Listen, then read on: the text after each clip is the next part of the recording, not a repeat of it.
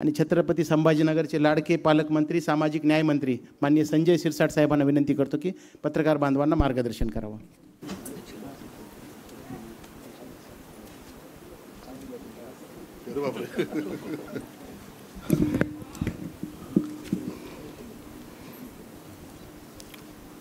महाराष्ट्र राज्य पत्रकार संघाच्या वतीने आयोजित मराठवाडा भूषण पुरस्कार सोहळा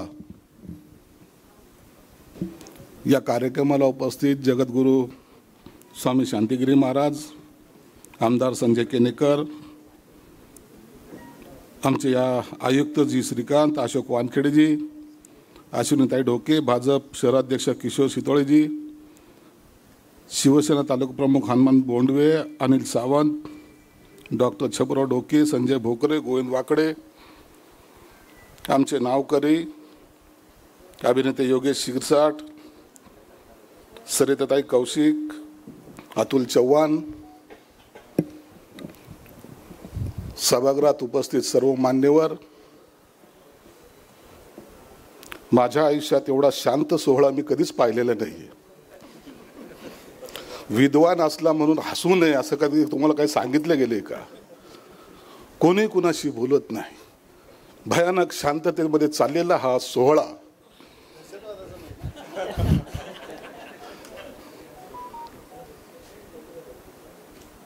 तुम्हालाही मन आहे, तुम्हालाही रिस्पॉन्स देता येतो, परंतु मला वाटतं की समोर बसलेले संपादक जे आपले आहेत त्यांच्यासमोर आम्ही किती शिस्तीनं वागतो हे जर दाखवायचं असेल तर दुसरं माध्यम शोधा. हे पण आपल्याच पठडीतून आलेले आहेत. पत्रकार तो होतो जो बंडखोर असतो. लेखणी त्याचीच चालू शकते ज्याला लिहिण्याची उर्मी असते.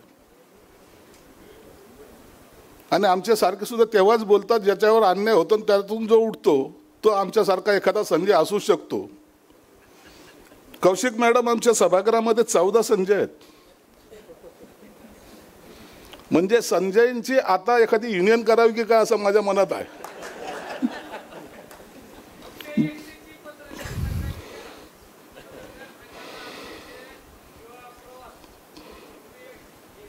किती परिणाम झाला? थोडं बोललो तो माणूस बोलायला लागला का नाही? माणसाने बोलतं झालं पाहिजे. प्रिंट मीडियाच्या बाबतीमध्ये मला असा अनुभव आहे ना, मी पहिल्यांदा जेव्हा आम्ही संघटना जेव्हा काढली त्या काळामध्ये हे चॅनल वगैरे सर्व काही नव्हतं. मग आमचं माध्यम कोणतं? पेपर.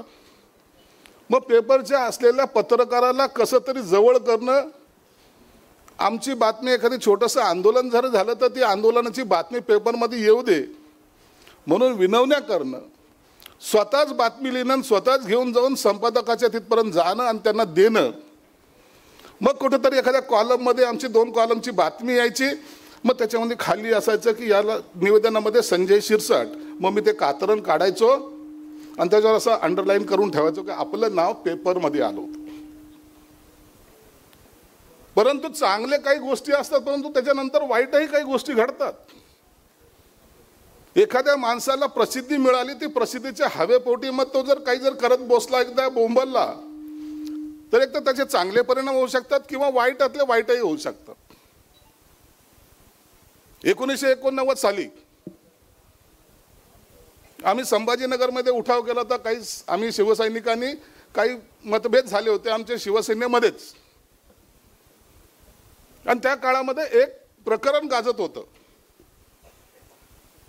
भुजबळांच्या विरोधात भूखंडाचा एक प्रकार तेव्हा त्या टायमाला निघला होता आणि भूखंडाचं श्रीखंड खाणारे भुजबळ ही लाईन त्या टायमाला चालायची. आणि आम्ही संजय असल्यामुळे पटकन त्या उठावाच्या ह्याच्यामध्ये मी बोलून गेलो, भुजबळाचं काय घेऊन बसलात, उद्या जर शिवसेनेची सत्ता आली तर हे महाराष्ट्र विकून टाकतील. झाली ती बातमी, झाली हेडलाईन झाली. परंतु त्याचा नंतर परिणाम असा झाला की आपण केलेला उठाव थोडासा चुकीचा होता असं जेव्हा वाटलं त्या टायमाला शिवसेना प्रमुखाला मी पुन्हा भेटायला गेलो. आमचे लोक पण इतके हुशार ना, आम्हाला दुश्मनाची गरज नाही, आमचे लोकच आम्हाला मारू शकतात. आमच्या इथलचे नेते होते खरे वगैरे, मी पोहोचायच्या पहिले त्या फॅक्स वाजायचा आणि त्याच्यामध्ये ती बातमी, शिवसेनेची सत्ता आली तर हे महाराष्ट्र विकतील, आणि ती बाळासाहेबांकडे जायची ऑटोमॅटिकली. एक बातमीमधली एक लाईन माणसाच्या आयुष्यामध्ये काय चमत्कार घडू शकते मला त्या दिवशी कळालं. आणि मग मला ठरवलं की आता बाबा बोलताना सुद्धा सावधपणे बोललं पाहिजे. नंतर बोलणंच बंद केलं. मी यासाठी बोलणं बंद केलं की आपण बोललं, सत्य जरी बोललं तरी काही लोकांना आता ते पचनी पडत नाही, आणि जास्त बोललं तर काही लोकांना तर ज्यांना काही समजत नाही ना ते सुद्धा आपल्यावर कॉमेंट्स करायला सुरुवात करतात, हे का स्वतःला जास्त शहाणा समजू लागला का काय. म्हणून बॅलन्स ठेवून जर आपण पत्रकारिता करायचा जर प्रयत्न केला तर ती सुद्धा कितपर्यंत चालेल हा एक प्रश्न आहे. कधीतरी असं होतं, आमच्या कौशिक मॅडम सारख्या संपादक होऊ शकतात, नागपूरचा माणूस काही होऊ शकतो.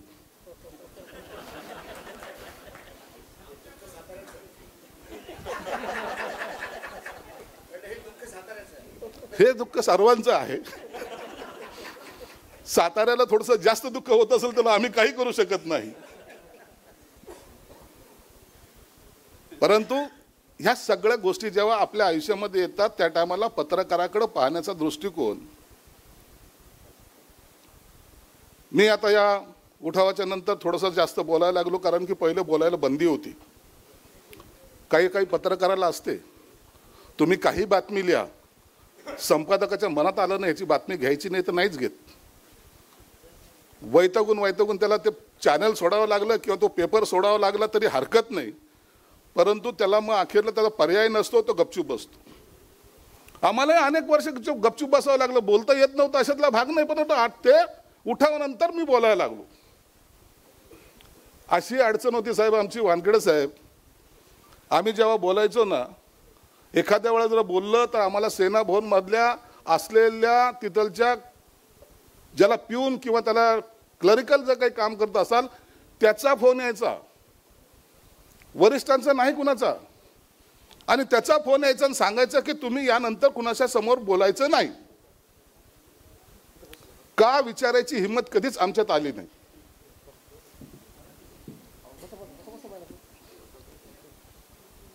का बोलायची हिंमत आमच्यात कधीच आली नाही, कारण ज्या सिस्टीममध्ये आपण काम करतो ना ती सिस्टीम आपल्याला ॲक्सेप्ट करावी लागते. आणि अशा वेळेला पत्रकाराचा असलेला आवाज किंवा असलेली लेखणी ही काही वेळेला ते दाबले जाते. ही वस्तुस्थिती ही सर्वजण मान्य करतात. आज जर चॅनलचं जर तुम्ही पाहिलं, मॅडम तुम्हाला माहीत नाही हे फील्डवर मधले जे काम करतात ना त्यांच्याबद्दल मला फार आदर आहे. एक संजय मी आहे, एक संजय तो आहे. माझ्याकडे पत्रकार यायचे मुंबईचे सर्व, TRP साठीच आमचा जन्म झालेला.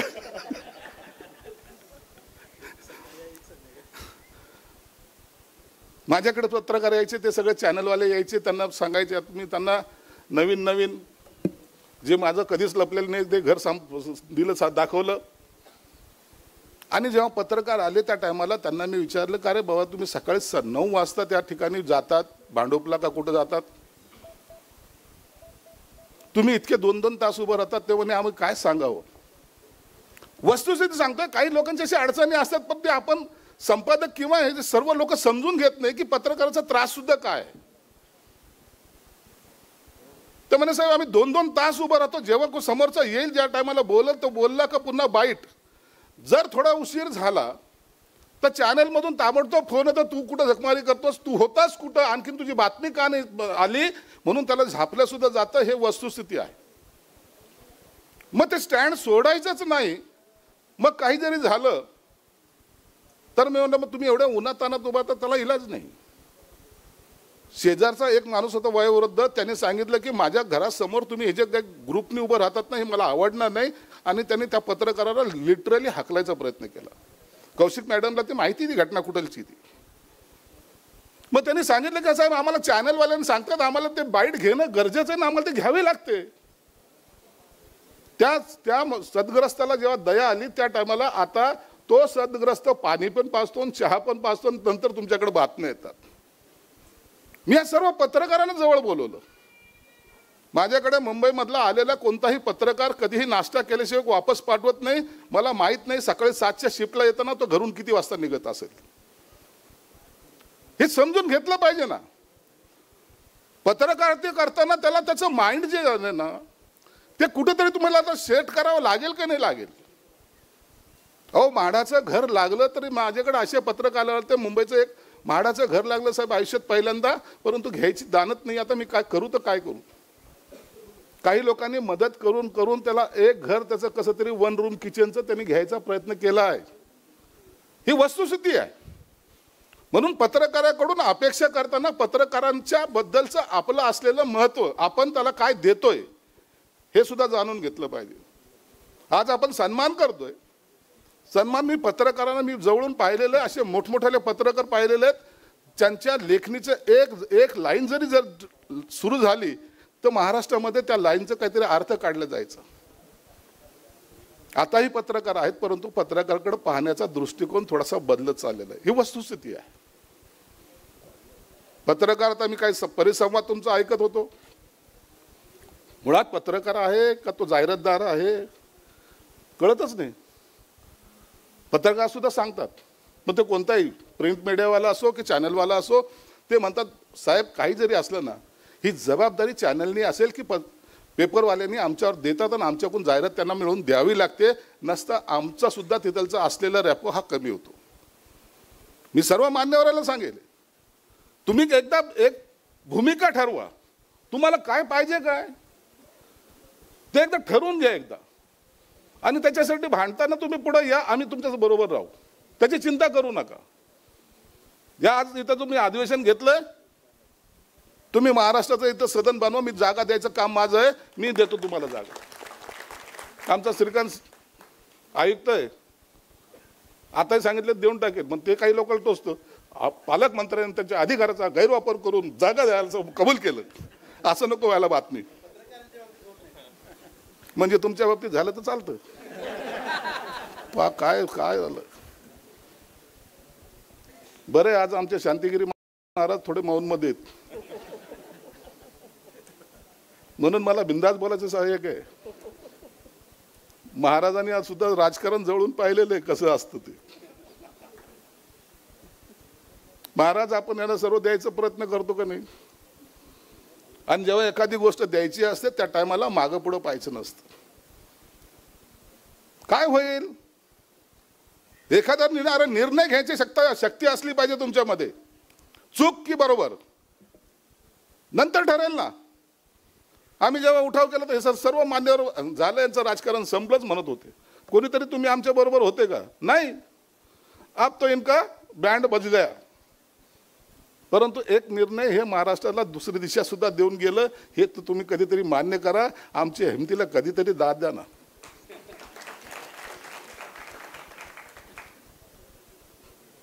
कधीतरी दाद द्या. म्हणून तुम्हाला सुद्धा हे सर्व करताना काही गोष्टी अंगावर घ्याव्या लागतील.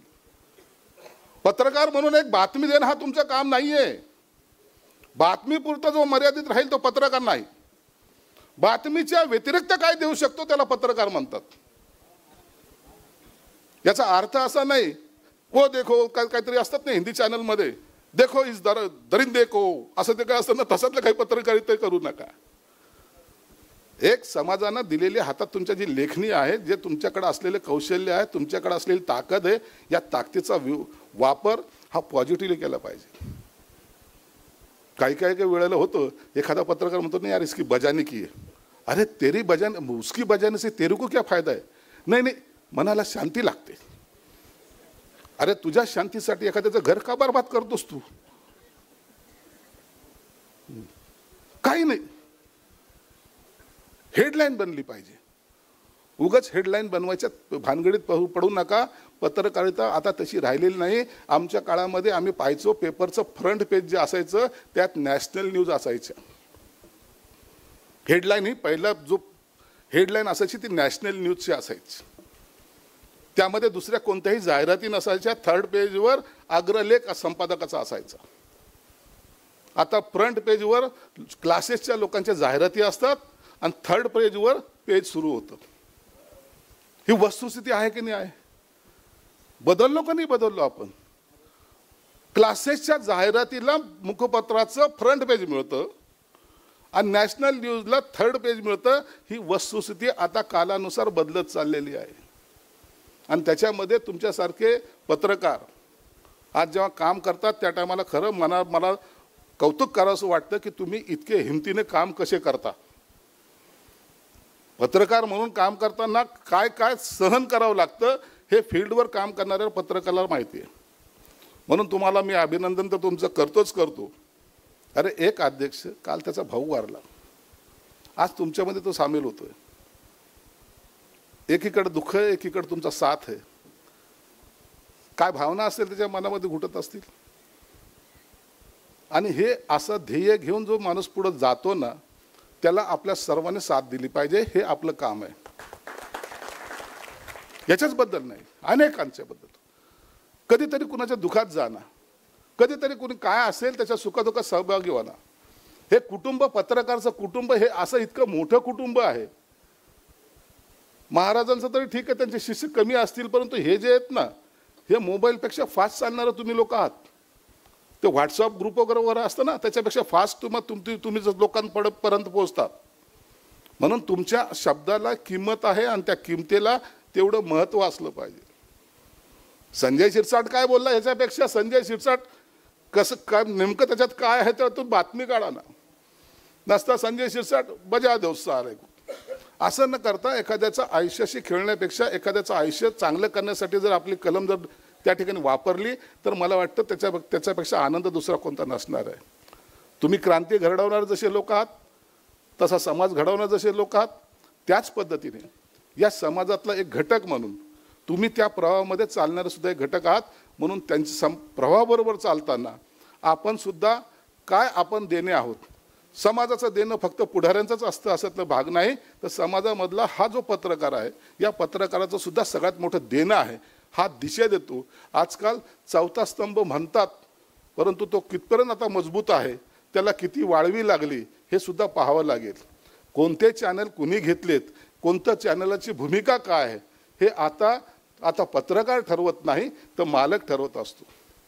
आणि जेव्हा मालक ठरवतो त्याच अँगलनी पत्रकाराला काम करावं लागतं. ही सुद्धा वस्तुस्थिती आहे. हे टाळता येणार नाहीये. हे तुमचं माझ्या मर्जीनुसार चालत नाहीये.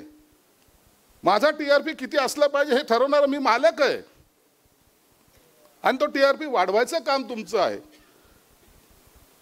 ही जी काय भूमिका आता बदलतं समीकरण आहे, या समीकरणामध्ये तुम्ही इतक्या धैर्याने काम करतात.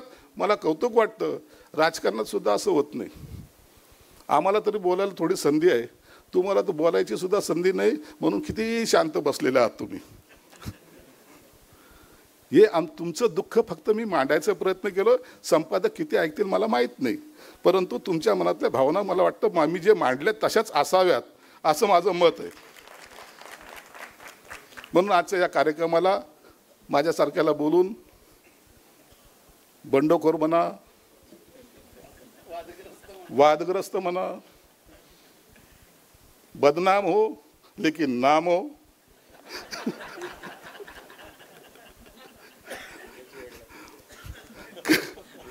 उद्याची हेडलाईन आम्ही काल एका ठिकाणी बोललो. तसंच एका असं सहज बोलता बोलता पुण्याच्या प्रेसला बोललो.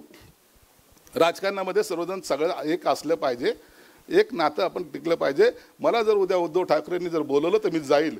तर बाजूला मागं असलेला पत्रकार म्हणतो काय बोलले ऐकलं का तू? उद्या जर उद्धव ठाकरेंनी बोलवलं तर जाईल. अरे मी ऐकलं. अरे म्हणलं फसलो आपण. मी म्हणलं तू असं समजू नका. पटकन त्याचं मी ऐकल्याबरोबर त्याला कव्हर केलं. म्हणलं असं समजू नका की त्यांनी बोलवलं म्हणून गेलो मग संजय शिरसाट पळाले असं काहीतरी होईल असं काही समजू नका. एवढं कॉन्शियस राहावं लागतं. नसतं त्याच्यावर चर्चा सत्र सुरू झालं असतं. कौशिक मॅडमनी बोलवलं असतं ABP माझ्या कट्ट्यावर थोडं येता का? बाई बोलायला लय शांत आणि सोबर बोलते. इतकी मवाळ बोलते, परंतु जिथं वाजवायची तिथं सोडत नाही.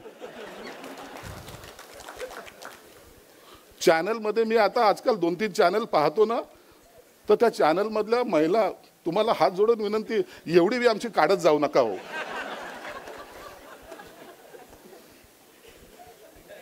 राजकारणामध्ये आलेत म्हणून काय झालं? करोडोची संपत्ती लुट, हे बघा, हे आमदार, हे मंत्री, काल झाले सामाजिक न्याय मंत्री. अरे काय, थोडं विचारा तर खरं आम्हाला. कधीतरी आम्हाला विचारा तर खरं, तो प्रश्न काय रे बाबा. मस्त बाल झालेत. आयुष्याचे 42 वर्ष आमचे कसे गेले हे कधी विचारलं का तुम्ही? 42 वर्षाचा प्रवास कधी विचारला? टीका करणं सोपं आहे. घरापासून 42 वर्ष दूर राहून काम करणं हे ज्याचं त्याला कळतं. हे दुःख कधीतरी पाहायचा प्रयत्न करा ना. एका दिवसात होतं, एका क्षणात होतं. हा काय अल्लाउद्दीनचा चिराग आहे का? घासला का चालू झाला? अपमान आम्हालाही सहन करावा लागला. माझा तर धर्मवीर तुम्ही पाहिला असेल, गेटच्या बाहेर मी उभा राहिलो. याचं काही महत्व नाही तुमच्या आमच्या आयुष्यामध्ये. परंतु एखाद्याला डायरेक्ट उचलायचं, त्या एका चौकड दाखायचं कटघरे आणि याच्यासारखा बदनाम माणूस जगात कोणता दुसरा नाही, होऊच शकत नाही. असं जे काही प्रेडिक्शन करतात त्या टायमाला इतरांना काही त्रास होत असेल याची जाणीव सुद्धा झाली पाहिजे. तुमच्या लेखणीतून एखादा निघणारा एखाद्याचं शाबासकी निश्चित त्याला मोठंही करते, परंतु तुमच्या लेखणीतून निघालेला एखादा वाईट शब्द माणसाचं आयुष्य सुद्धा बर्बाद करू शकते. हे तुम्ही लक्षात ठेवा. हे कधीही विसरू नका. म्हणून तुम्हाला नमस्कार केलेलाच बरा. पत्रकार आलं का, आमच्यासारखे पुढारी काय करतात, चहा घेतला का, चहा नाश्ता आण त्यांना, उगाच उद्याची हेडलाईन दुसरंच काही नाही टाकू. म्हणून पत्रकाराला घाबरतात यासाठी की त्याच्याकडे असलेली ताकद जी आहे ना, त्यांनी जर वापरायचं ठरवलं तर तो चांगल्या प्रकारे वापरू शकतो. आणि मग नको ना दुश्मनी. म्हणून आमच्यासारखा कधी कधी मग पत्रकार टाळायला सुरुवात करतो. मग वानखेडे सारखे म्हणतात आमचा TRP वाढवणारे संजय शिरसाट आजकाल दिसत नाहीत. अरे मग दिसत करता काय, ते माझेच वाजवायला लागले तर मी कुठं दिसू?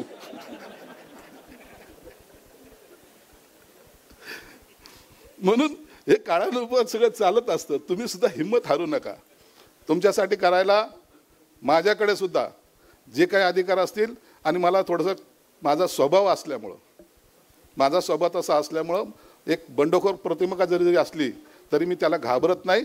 मला असं वाटतं जे जे आपल्याकडून होईल ना, करायची संधी आहे ना, ते केलंच पाहिजे. नसता ही दुसरी संधी तुमच्या आयुष्यात येणे नाही. म्हणून मी तुमच्या बरोबर सतत आहे, सतत राहील. धन्यवाद. जय हिंद, जय महाराष्ट्र.